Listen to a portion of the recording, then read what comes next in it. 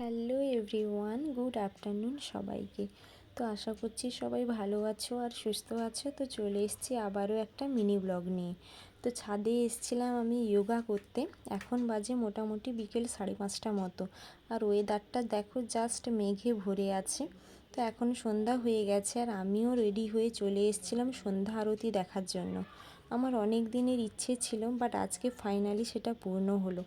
এটা কোথাকার মন্দির তোমরা অবশ্যই কমেন্ট করো আমাকে।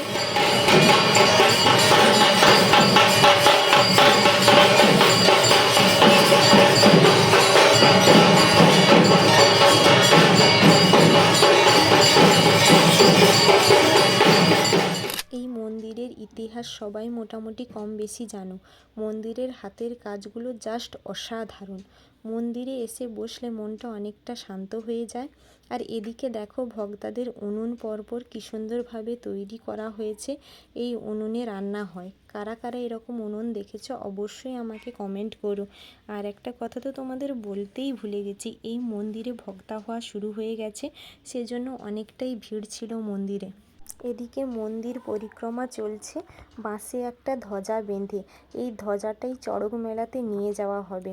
এই সময় এরকম বাজনাটা সত্যিই ভালো লাগে, পরিবেশটাও গমগম করে। আর এদিকে নারায়ণ মন্দিরে সন্ধ্যা আরতির কাজ শুরু প্রায় হয়েই গেছে।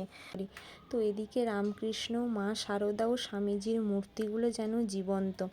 অনেকেই এসেছো নিশ্চয়ই, তো আমাকে অবশ্যই কমেন্ট করে জানিও এটা কোথাকার মন্দির। তো পৃথিবীর সবচেয়ে সুন্দর মুখ যদি কিছু হয় সেটা হলো মায়ের মুখ, আর সবচেয়ে শান্তির জায়গা। তো সবাইকে